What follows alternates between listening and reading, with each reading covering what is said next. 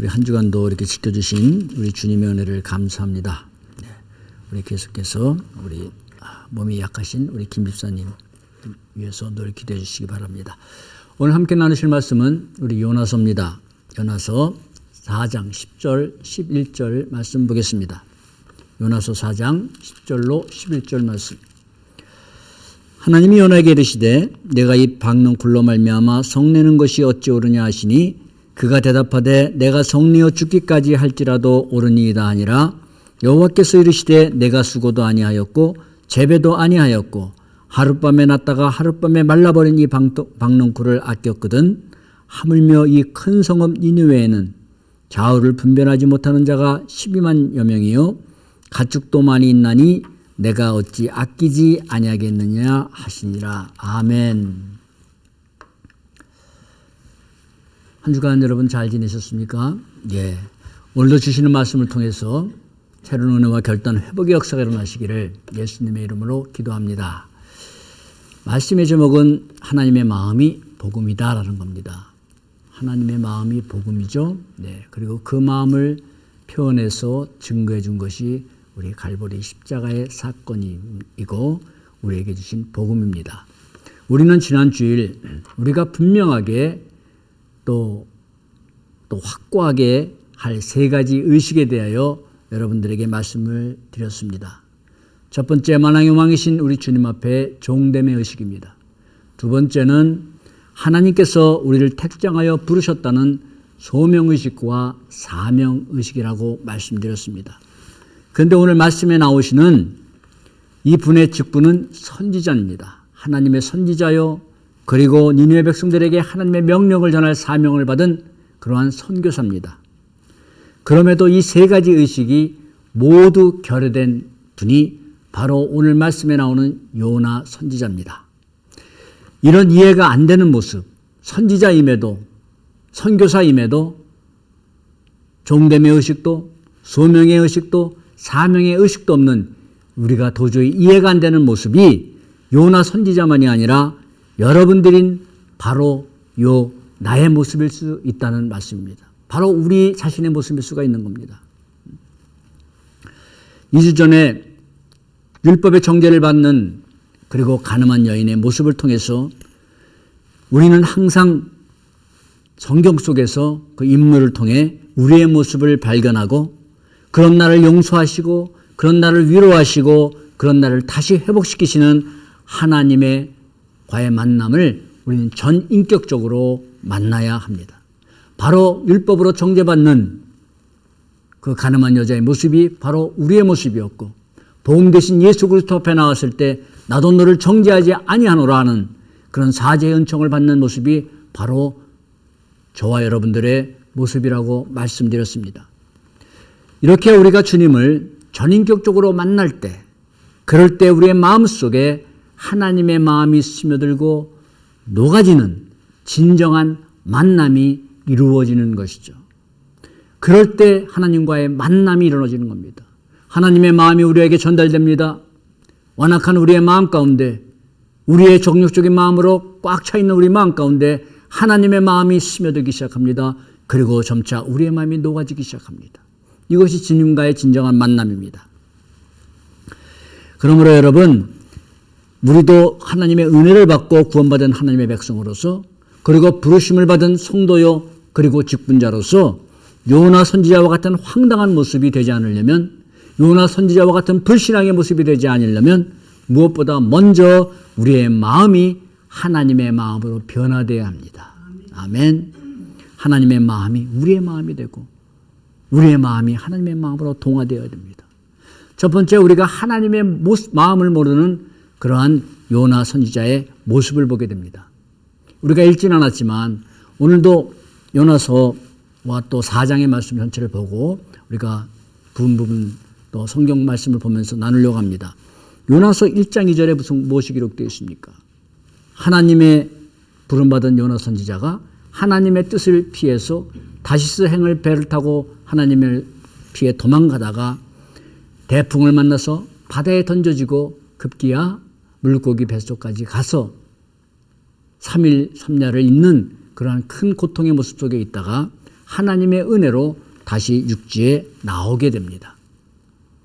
그런 후에 하나님께서 요나 선지자에게 다시 말씀을 주시면서 그 말씀대로 니느웨 성에 가서 하나님의 말씀을 전했을 때 그 하나님의 심판의 메시지를 듣고 니느웨 백성들이 회개하여 구원을 받는 역사가 기록되어 있습니다.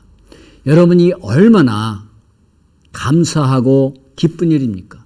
선교사로서 자기를 통해 하나님의 메시지가 전파됨으로 말미암아 재앙을 받은 성이 재앙을 받지 않고 그리고 심판을 받을 영혼들이 구원을 얻었다면 이 얼마나 큰 기쁨이고 보람이겠습니까? 이런 하나님의 역사는 복음 증거자들의 큰 보람이고 영광 아니겠습니까? 이보다 더 큰 기쁨이 어디 있겠어요? 한두 사람도 아니고 성 전체가 회개하는 역사가 일어났습니다. 그러나 니느웨 성의 회개에서 재앙을 받지 않는 모습을 본 요나 선지자의 심정이 어떠합니까? 4장 1절에는 이렇게 기록이 되어 있습니다. 요나가 매우 싫어하고 성내며 요나가 그 모습을 보고 니느웨 성이 구원받는 모습을 보고 기뻐한 것이 아니라 싫어했습니다. 성을 냈습니다. 그러면서 기도하면서 하나님께 이렇게 고백합니다. 여호와께 기도하여 이르되 여호와여 내가 고국에 있을 때에 이러하겠다 말씀하지 아니하였나이까. 그러므로 내가 빨리 다시스로 도망하였사오니 주께서는 은혜로우시며 자비로우시며 노하기를 더디하시며 인애가 크시사 뜻을 돌이켜 재앙을 내리지 아니하시는 하나님이신 줄을 내가 알았나이다. 무슨 말씀입니까? 하나님의 말씀에 순종해서 니느웨 성에 가서 하나님이 전하라는 메시지를 전하면 그들이 회개할 것인데 회개하면 저 악한 백성들이 멸망당하지 않고 하나님께서 구원하실 거 아니겠습니까? 저는 그게 싫어서 도망했던 겁니다. 라는 고백이에요. 이게 하나님의 선지자의 고백입니다. 선교사의 고백입니다. 여러분 이렇게 한마디로 요나 선지자는 자신들의 적국인 니느웨 백성들이 구원받는 것이 너무 싫었다는 거예요. 그래서 4장 1절에 요나가 싫어하고 성내며 할 때 여기서 싫어하고라는 원어적인 의미는 그냥 싫다는 의미가 아니라 슬퍼하고 근심했다는 겁니다. 너무 싫어서 탄식하고 근심했다는 겁니다. 아우 저 백성들 멸망당해야 되는데 그래야 내가 속이 시원한데 슬퍼하고 근심했다는 겁니다. 그리고 성내며 크게 분노했다는 겁니다. 화가 났던 겁니다. 크게. 하나님은 악한 니느웨 백성들이 회개하는 모습을 보시고 기뻐하시는데 요나는 슬퍼하고 근심하고 분노하고 있습니다. 2절에 요나는 자기가 믿는 하나님이 어떤 분이신가를 정확하게 고백하고 있죠. 주께서는 은혜로우시며 자비로우시며 노하기를 더디하시며 인애가 크시사 뜻을 돌이켜서 재앙을 내리시지 아니하시는 하나님이신 줄을 내가 알았나이다. 그런 하나님인 줄을 내가 알고 있습니다. 이 고백대로 그는 하나님이 어떤 분이신지를 정확하게 알고 고백하고 있습니다. 그러나 그가 모르는 것이 있었습니다. 뭡니까? 바로 하나님의 마음입니다. 하나님의 마음을 알지 못했어요. 그런 자비로우시고 인애가 크시고 구원을 주시는 하나님은 당시 이스라엘 민족들에게만 해당되는 하나님으로 그들은 여기고 있었어요. 자기들만의 하나님이 있었어요. 온 우주 만유를 지으시고 만유의 구원자가 되시는 하나님이 아니라 자기 이스라엘 백성들 지역 하나님이 있어요. 요나의 마음에 니느웨 백성들은 하나님의 심판을 받아서 마땅한 자들, 그러나 하나님의 마음은 악한 그들일지라도 하나님의 말씀을 듣고 회개하여 구원받을 백성들, 완전히 달랐습니다. 이렇게 그의 직분이 하나님의 선지자였을지라도 그의 마음은 하나님과 달랐다는 말씀입니다. 여러분, 저와 여러분들이 신앙생활하면서 가장 민감하게 여기는 것이 무엇입니까? 열심입니까? 아니면 직분입니까? 사역에 대한 성과입니까? 남들이 부러워하는 교회의 눈부신 성장입니까? 그런 것에 가장 민감합니까? 그토록 많은 사역의 열매를 맺은 우리 사도 바울이 집중한 것은 무엇입니까? 우리 고린도전서에 기록되어 있습니다. 2장 16절에 누가 주의 마음을 알아서 주를 가르치겠느냐. 그러나 우리가 그리스도의 마음을 가졌느니라. 아멘. 누가 주의 마음을 가져서 말씀을 가르치겠느냐. 바로 우리가 그리스도의 마음을 가진 자로다라는 말씀이에요. 이 마음은 여러분 비단 말씀을 전하고 가르치는 그런 사역자들만이 아니라 모든 성도들이 가져야 할 가장 중요한 마음입니다.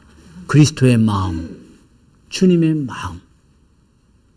여러분, 제가 말씀을 전하는 자가 주님의 마음을 조금 더 가지지 않고 그냥 또 예배 시간이 됐으니까 말씀을 전해야지 하는 그런 마음으로만 전한다면 저는 그저 사꾼일 뿐이죠. 그리고 여러분들도 주가 주신 마음이 하나도 없다면 그저 외식하는 종교자일 뿐입니다. 종교인일 뿐이에요. 여러분, 열심히기 전에 저와 여러분들은 어떤 마음으로 행하여야 하는가가 최우선 순위이기 때문입니다. 우리가 살아가면서 가장 민감해야 할 것은 내 마음이 아니라 바로 하나님의 마음이기 때문이에요. 여러분, 우리는 우리 마음에, 우리의 감정에 얼마나 민감합니까? 조금만 상처를 입죠. 빠르게 반응하죠. 그러나 여러분, 하나님의 영광을 가리우고 하나님의 그 거룩하시고 전능하신 이름이 경홀히 여김을 받을 때 우리의 마음에는 아무 감각이 없습니까? 그렇다면 우리 마음 가운데는 우리의 직분이 무엇이든 하나님의 마음이 조금도 없는 것일 것입니다. 그러므로 여러분, 우리가 신앙생활하면서 그리고 살아가면서 가장 힘쓸 것은, 가장 민감해야 될 것은, 가장 알기를 원할 것은 바로 하나님의 마음입니다. 아멘. 네. 그러므로 여러분, 성경 말씀이 우리로 알도록 가장 중요하게 말씀하시는 것은 등장인물이 주는 위대함이나 교훈이기 전에 하나님의 마음이에요. 성경은 하나님의 마음을 알 수 있도록 하나님 자신을 계시해 주시기 때문입니다. 바로 이 성경 말씀이 뭡니까? 하나님의 자기 계십니다. 이 성경 말씀이 없었다면 저 여러분들은 하나님을 알 수도 없고 구원의 길도 알 수도 없고 하나님이 나를 위하여 이루신 일과 오늘도 이루어 가시는 일과 장차 나를 위하여 예비하신 그 모든 것들을 우리는 알 길이 없습니다. 무엇보다 예수 그리스도를 믿을 수도 없습니다. 바로 성경은 나는 이런 하나님이다. 내가 너희를 위하여 이런 일을 이루어가고 있고 이룰 것이다라는 약속의 말씀입니다. 바로 하나님 자신입니다. 그러므로 여러분, 하나님의 마음을 모르고 살아가는 성도, 하나님의 마음과 다른 마음을 가지고 열심만 내는 직분자, 하나님의 마음을 외면한 교회, 하나님의 목적과 다른 목적을 향해 달려가면서도 이것이 하나님의 뜻이고 하나님의 마음이라고 주장하는 이 시대의 모습, 이것이 우리의 비극 아니겠습니까? 이것이 교회의 비극 아니겠어요? 많은 것들이 있습니다. 많은 사역들이 있습니다. 또한 열심도 있습니다.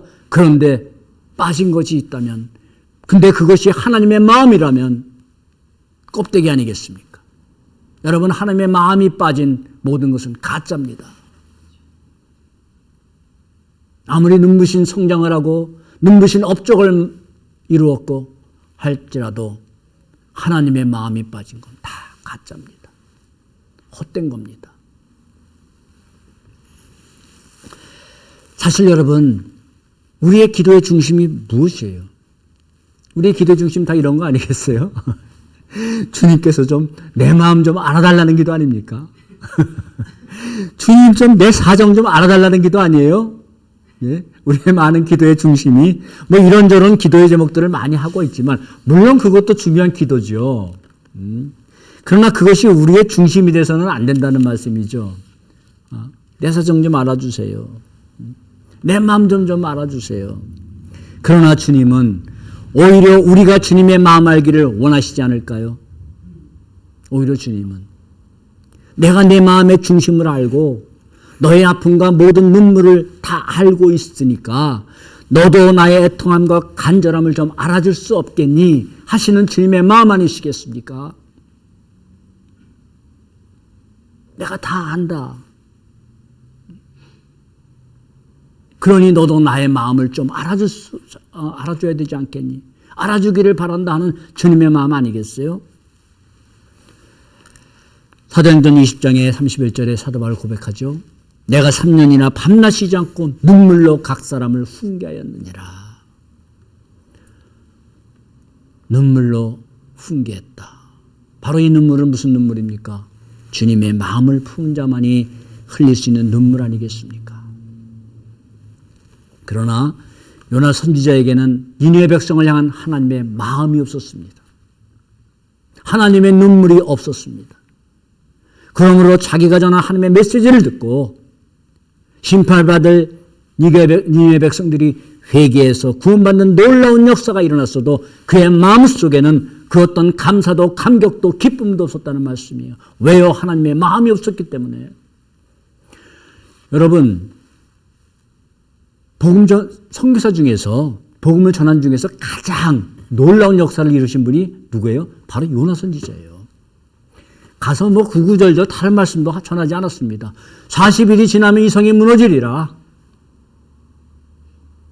그 하나님의 간단한 메시지를 전했는데 몇 사람도 아니고 몇십 명도 아니고 온 성이 다 뒤집어졌어요. 회개하고 금식하고 슬피 울고 왕에서 백성까지 이런 놀라운 업적을 이룬 선지자가 요나 선지자입니다. 그럼에도 그가 자랑스럽지 못한 것은 그럼에도 그런 놀라운 역사를 전무후무한 역사를 이루고도 감사와 기쁨이 없었던 것은 단 하나 하나님의 마음이 없었기 때문입니다. 하나님의 눈물이 없었기 때문입니다. 오히려 불평과 근심과 분노만 있었던 겁니다. 여러분, 우리도 동일합니다. 하나님의 마음이 없다면 하나님이 행하시는 놀라운 역사를 보고도 나를 통해 이루어가시는 하나님의 역사를 보고도 감사와 기쁨으로 하나님께 영광 돌리는 삶을 살아갈 수가 없다는 말씀입니다. 그렇다면 여러분, 우리의 마음 어떻습니까? 교회 생활만이 아니라 교회 안에서만이 아니라 그것이 비즈니스이든 아니면 타인과의 관계이든 내가 행하는 저 여러분들이 행하는 모든 것 속에 하나님의 마음이 담겨 있습니까? 아멘. 이것을 우리에게 질문해 봐야 돼요. 뭐 신앙생활하고 기도하고 예배드리고 교회 안에서 열심히 할 때 말고 그건 당연한 것이고 밖에 나가서 세상에 나가서 비즈니스를 할 때도 하나님의 마음이 담겨 있는가? 다른 사람들과의 관계에서도 하나님의 마음이 녹아 있는가? 바로 이것이 우리에게 이 각박하고 죄악된 세상을 살아가면서 정말 세상과 교회가 하나님을 믿는 자들과 불신자들이 구별이 안 되는 이 세상 속에서 바로 구별은 뭐예요? 어느 상황 가운데서나 누구의 가운데서나 하나님의 마음이 담겨 있는가요? 아니겠습니까? 아멘. 개인적인 얘기라 조금 죄송합니다. 여러분들도 아시다시피 저는 나이 40 후반, 50이 거의 가까이 됐어야 이 길을 가게 됐습니다. 그래서인지 당시에는 뭐 어느 교회의 뭐 담임 목사라는 그런 그림들이 그려지질 않았어요. 도저히. 더구나 또 그런 능력도 없다는 것을 오늘날 몸소 체험하고 있습니다. 처음에 모여서 함께 말씀 나누고 훈련하고 말씀 전하는 사역합시다 한 것이 이렇게 이제 이런 조직체가 됐지만 늘 항상 마음의 한구석에 있는 것은 잘 어울리지 않는 옷을 입고 있는 그런 느낌이었습니다. 그런데 그럴지라도 하나님께서 당시에 하나님의 뜻을 예면하고 살 때 내 마음이 옳지 않도다 라고 재차 말씀하셔도 아닙니다. 내가 옳으니이다. 라고 주장했던 이 요나의 모습처럼 저를 향하신 하나님의 마음을 계속 외면하던 저의 마음을 마침내 꺾으셔서 정말 더 이상 버틸 기력도 남지 않은 절박한 상황에 가서야 순종이 아닌 백기를 들었을 때 하나님께 딱 두 가지 소원을 기도를 한 두 가지가 있습니다. 첫 번째는 앞일은 모르겠지만 좌우지간 저 같은 자를 구원하시고 나아가 목사라는 귀한 직분까지 주시려고 부르셨으니 앞으로 어떤 곳에서 어떤 모양으로 쓰임을 받든 순전한 복음 전하는 자 되게 하여 주옵소서. 이게 첫 번째였어요. 하나님이 있게 하신 자리에서 그 자리가 어떤 자리든 어떤 모양이든 순전한 복음 잘 전하는 자 되게 하옵소서. 두 번째는 물질 따라 다니는 목사 되지 않게 하옵소서. 딱 두 가지였습니다. 모르겠습니다. 오늘까지 이 두 가지 소원을 지키려고 나름대로는 노력을 한 것 같은데 주님 앞에서는 어떨지 모르겠습니다. 그러나 오늘 이 말씀을 묵상하면서 중요하게 깨달은 것이 있습니다. 내 자신이, 저 여러분들이 아무리 결단을 해도 하나님 앞에서의 약속은 절대로 결코 내 마음, 내 의지대로 지킬 수 없다는 겁니다.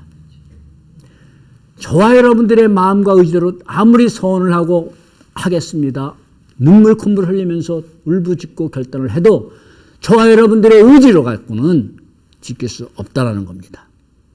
오직 내 안에 하나님의 마음을 가질 때만 가능하다는 진리입니다. 아멘. 이걸 깨달았어요.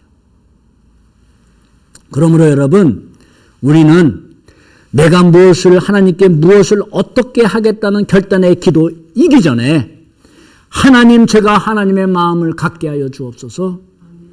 하나님과 다른 마음이 있다면 제하여 주옵소서. 그래서 하나님의 간절함이 나의 간절함이 되게 하여 주시고 하나님의 기쁨이 나의 기쁨이 되게 하여 주옵소서. 라고 먼저 하나님의 마음을 구하여야 됩니다. 아멘. 먼저 하나님 마음 주옵소서. 그러면 우리 안에 있는 하나님의 그 마음을 이루도록 하나님께서 능력도 주실 것입니다. 아멘. 하나님의 마음 주옵소서. 하나님의 마음이 아닌 것 제하도록 하여 주옵소서. 그래서 하나님이 기뻐하시면 나도 기쁨이 되고 하나님이 근심하는 것이면 나도 근심하게 하시고 하나님이 고통하시는 것이면 나도 고통하게 하여 주시고 그럴 때 하나님이 그 마음 가운데 하나님의 마음인데 감당할 수 있도록 인도하시고 은혜 주시고 능력 주시지 않겠습니까? 할렐루야. 아멘. 아멘. 아멘. 이 시간 저와 여러분들 안에 이런 기도가 회복이 돼서 하나님의 마음이 임하기를 간절히 소망합니다. 아멘. 그렇다면 우리가 이런 질문을 한번 해봐야 될 것 같습니다. 왜 하나님의 선지자임에도 하나님의 마음과 전혀 다른 마음을 가지고 요나 선지자께서는 계셨을까? 첫 번째 뭐예요? 여러분도 아실 겁니다. 자기들만이 구원받은 하나님의 거룩한 백성이라는 바로 선민의식이죠.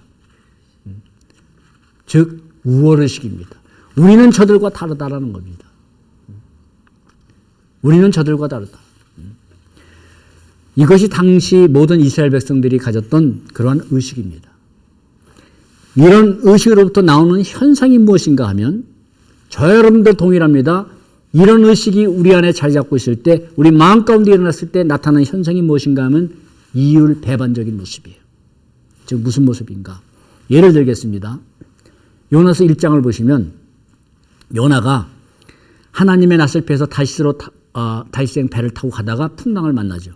그러면서 선원들에게 자신을 소개합니다. 요나서 1장 9절에 나는 히브리 사람이요 바다와 육지를 지으신 하나님을 경외하는 자라. 어머나 하나님을 거역하고 도망가면서도 여전히 나는 하나님의 택한 백성이고 나는 하나님을 경외하는 자라고 자기를 소개해요. 야, 보세요. 하나님을 피해 선지자가 도망을 가요. 그래도 나는 하나님을 경외하는 자다. 하나님의 택한 백성이다. 라는 이율배반적인 모습을 보게 됩니다. 즉 자기의 행동을 보지 않고 뭐예요? 우월의식 속에 자리 잡은 자기 마음으로 자기를 보는 모습입니다. 자기의 하나님 앞에서 행동을 보지 않고 우월의식으로 자기를 보는 모습이에요. 그러므로 의식과 행동의 이중성입니다. 행동은 하나님의 백성이 아니야. 행동은 하나님의 선지자가 아니야. 행동은 선교사님이 아니야. 그런데 자기 우월의식은 나는 여전히 하나님의 선지자고 선교사님이죠. 의식과 행동의 이중성입니다. 저 여러분들도 구원받은 하나님의 자녀가 된 것이 오직 하나님의 은혜라는 사실을 잊어버리면 뭐에 빠집니까?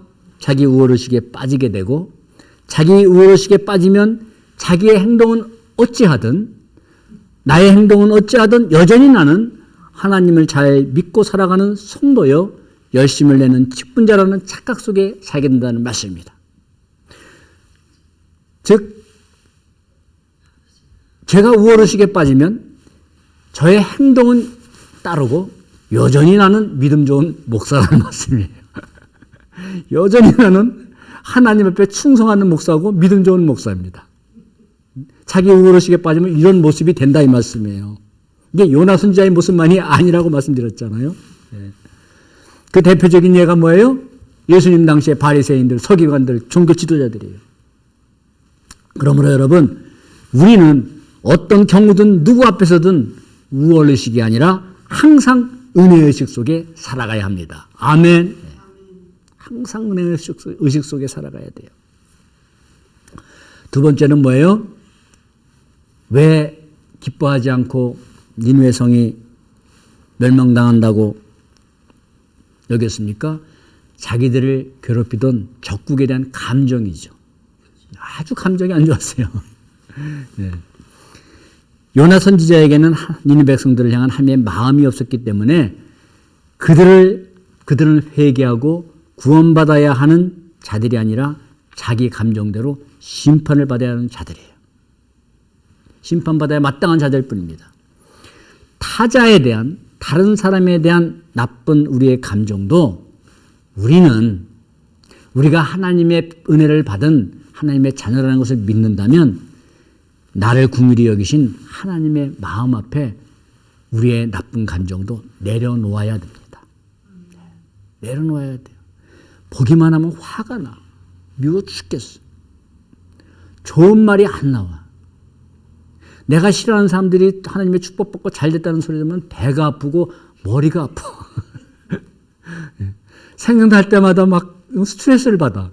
이러면 안 된다는 말씀이에요. 잘 안 돼야 되는데. 그리고 저 예수님 잘 믿지 않는 저 사람, 저게 사업이 더 안 돼야 되는데 더 잘 돼. 그럴지라도 여러분, 그런 우리의 나쁜 감정들을, 안 좋은 감정들을 하나님의 마음 앞에 내려놓아야 된다는 말씀입니다. 왜냐하면 하나님이 우리를 보실 때 처음에 어떤 감정이시겠어요? 우리 감정으로 따진다면은, 그럼에도 불구하고 우리를 위하여, 저와 여러분들을 위하여 독생자 예수님을 그리스도를 십자가에 내어주셨잖아요. 그 은혜를 받은 저와 여러분들 아닙니까? 여러분, 우리가 하나님의 마음을 잊어버리면 남게 되는 게 있습니다. 뭐만 남습니까? 교만과 남을 정죄하는 마음만 남게 되기 때문이에요. 하나님이 가장 싫어하는, 하나님의 마음 잊어버리면 그게 남는 거예요. 자기 교만, 그리고 정죄함만 남아요. 이런 하나님의 마음을 모르는 요나를 훈련하시는 하나님의 모습을 우리는 4장에서 보게 됩니다. 5절에 이렇게 기록이 되어 있습니다. 요나가 성읍에 나가서 그 성읍 동쪽에 앉아 거기서 자기를 위하여 초망을 짓고 그 성읍에 무슨 일이 일어나는 것을 보려고 그늘 아래 앉았더라. 자, 이게 말씀을 전해서 회개가 일어났는데 과연 이게 정말 저들이 무슨 일이 일어날까?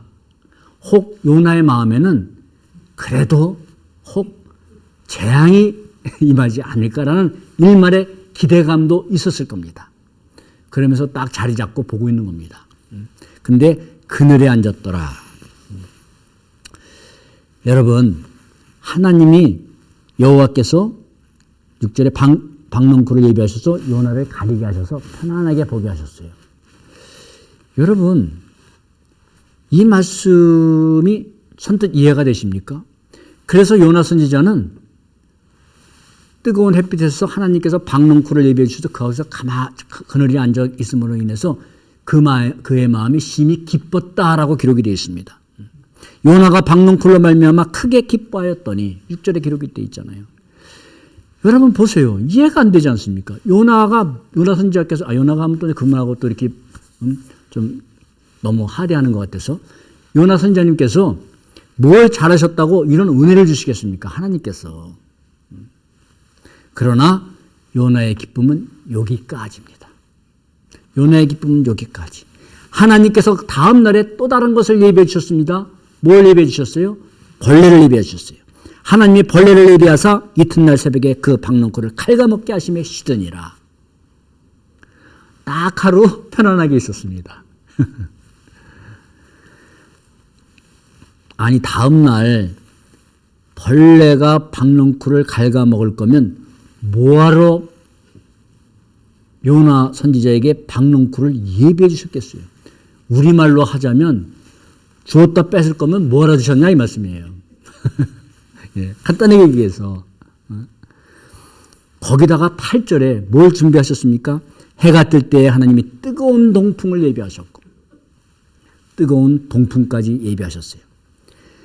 박농쿨을 주셔서 기뻐하게 하신 다음에 벌레와 뜨거운 동풍으로 얼마나 고통스러웠냐. 스스로 죽기를 구할 만큼 고통스러웠습니다.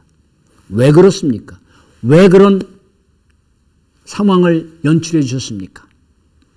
이에 대한 말씀이 바로 오늘 읽은 10절, 11절 말씀에서 우리는 깨달을 수가 있습니다. 자, 우리 10절하고 11절 한번 보시기 바랍니다. 10절에 여호와께서 이르시되 내가 수고도 아니하였고 재배도 아니하였고 하룻밤에 났다가 하룻밤에 말라버린 이 박농쿨을 아꼈거든. 11절 하물며 이 큰 성읍 니느웨에는 좌우를 분별하지 못하는 자가 10만여 명이요 가축도 많이 있나니 내가 어찌 아끼지 아니하겠느냐 하시니라.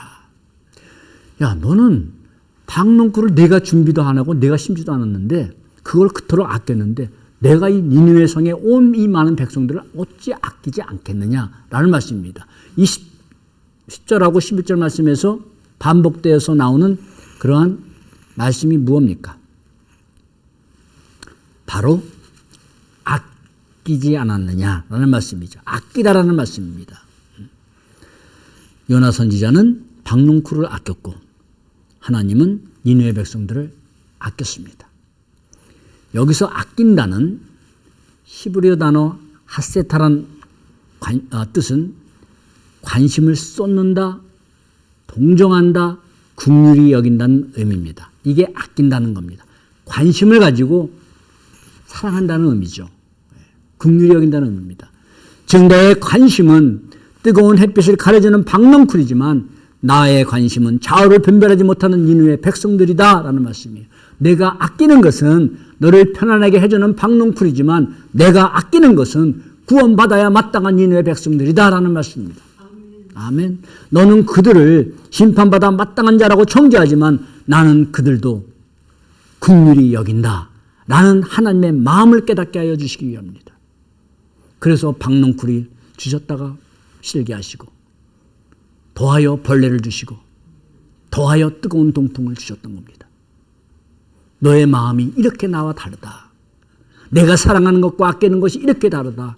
그러니 내가 아끼고 사랑하는 것을 긍휼히 여기는 것을 관심을 갖는 것을 내 마음을 좀 알라라는 말씀이죠. 여러분 벌레와 뜨거운 동풍을 통해서 하나님의 마음을 떠난 관심과 기쁨이 얼마나 헛된 것인가를 깨닫게 되는 겁니다. 좌우를 여기서 분별하지 못하는 자들이라는 것은 즉 갓난아이와 어린아이들을 의미합니다. 그렇다면 여러분 니느웨 성의 인구는 몇십만이 될 겁니다. 그렇잖아요. 그의 부모들, 또 장성한 형제들, 여러분, 우리 주위에 육신적인 어린 아이들만이 아니라 영적 분별력을 가지지 못하고 방황하는 영적 어린이와 같은 영혼들이 얼마나 많이 있습니까? 얼마나 많이 있어요. 우리는 그런 자들에게 우월의식만을 가지고 선한 관심이 아니라 오히려 정죄하고 비난만 하고 있지는 않습니까? 그런 자들을 긍휼히 여기는 하나님의 마음은 없는가라는 말씀이죠. 우리는 나보다 믿음이 약하고 또 믿는 자로서의 엉뚱한 행동을 하고 잘못된 행동을 하면 긍휼히 여기는 마음보다 뭐예요? 정죄가 앞서죠. 저러고도 몇 년을 다녔는데 우리는 정죄가 없어요. 그게 우리의 인간적인 본성이에요. 하나님의 마음이 들어오기 전에 누구나 가질 수 있는 본성입니다. 그러나 이게 본성이야 라고 살 수 없는 존재가 바로 하나님의 은혜를 받은 저와 여러분들 아닙니까? 하나님의 마음을 품어야 되는 자들 아닙니까? 사랑하는 여러분, 오늘도 하나님의 마음을 가지지 않은 자가 하나님의 마음을 깨닫도록 벌레와 뜨거운 바람으로 훈련하시는 하나님이라는 사실을 우리가 알아야 돼요. 예. 왜 그렇습니까? 하나님이 큰 관심을 가지시고 하나님이 긍휼히 여기시고 사랑하는 것이 무엇인지 하나님의 마음을 깨닫도록 하시기 위해서 갑자기 오늘 기뻐하던 것이, 오늘 나를 편안하게 해주신 것이 사라질 때가 있죠. 무너질 때가 있죠. 시들어버릴 때가 있죠. 그리고 이것이 끝인가 하면 더한 것이 찾아올 때가 있죠. 뜨거운 동풍과 같이. 여러분, 사랑하는 여러분, 자신을 편안하게 해주는 방농쿨로 인해서 기뻐하면서도 수많은 영혼들이 회개하고 구원받는 것에 대해 하나님의 기쁨에 관심이 없었던 요나의 마음처럼 하나님의 기쁨보다 저와 여러분들에게 기쁨을 주는 방농쿨은 무엇입니까? 저와 여러분들의 방농쿨은 무엇이에요? 하나님이 주시는 기쁨보다 더 기뻐요. 이것만 있으면 너무너무 편해요. 그것이 무엇이냐 말씀입니까? 이 코로나 팬데믹 가운데서도 끄떡없는 비즈니스입니까? 아니면 우울하다가도 날로 늘어가는 뱅크 스테이트만 보면 새로운 기쁨이 솟아납니까?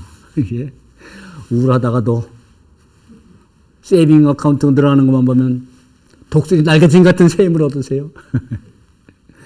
저와 여러분들이 그토록 관심을 집중하며 아끼는 방농쿨은 저와 여러분들에게 나에게 있어서 무엇인가라는 거죠. 그러나 그것이 무엇이든 그것이 주는 기쁨과 편안함은 뭐예요? 잠시라는 말씀이죠. 방농쿨 하루 만에 없어졌어요. 시들어버렸어요. 말라버렸어요. 여러분, 우리가 그토록 의지하고 크게 기뻐하는 방농쿨을 하루 만에 갉아먹고 시들게 하는 벌레와 뜨거운 동풍이 곧 임한다는 사실 깨달아야 합니다. 아멘. 깨달아야 돼요. 아니, 그 어떤 벌레와 동풍보다 비교할 수 없는 고통의 그날이 곧 임한다는 사실 우리가 깨달아야 됩니다. 곧 임한다는 거죠. 그러므로 여러분, 하나님의 관심이 바로 나의 관심으로 바뀌어야 합니다. 하나님이 사랑하시는 것을 우리도 사랑해야 합니다. 하나님이 아끼시는 것 우리도 아껴야 합니다. 벌레와 뜨거운 동풍 그 맛을 맛보기 전에 빨리 하나님의 마음으로 회복되어야 합니다. 아멘. 빨리 하나님의 마음으로 회복되어야 돼요. 사랑하는 여러분, 하나님은 악한 니느웨 백성들을 바로 심판하지 아니하시고 그들에게 관심을 가지시고 그들을 아끼고 긍휼히 여기며 나는 그것을 증거로 보여주셨습니다.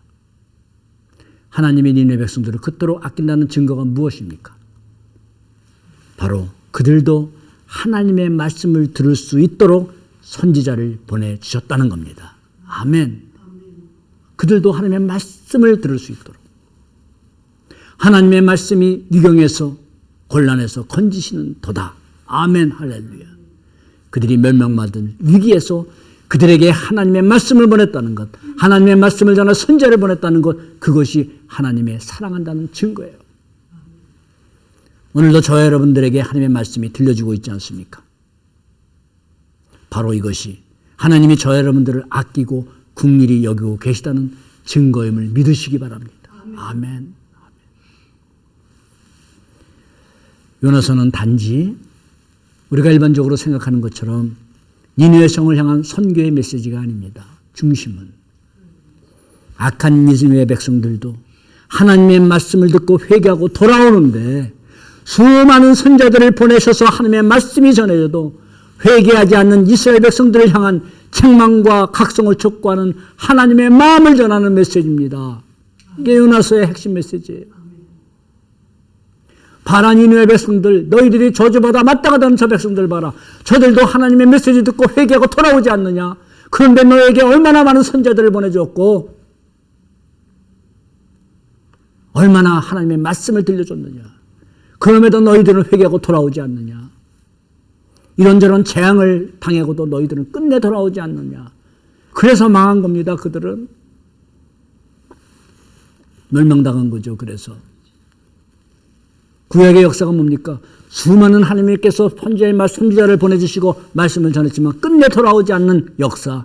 그래서 멸망당하고 심판당하는 역사. 그것이 구약의 역사 끝입니다.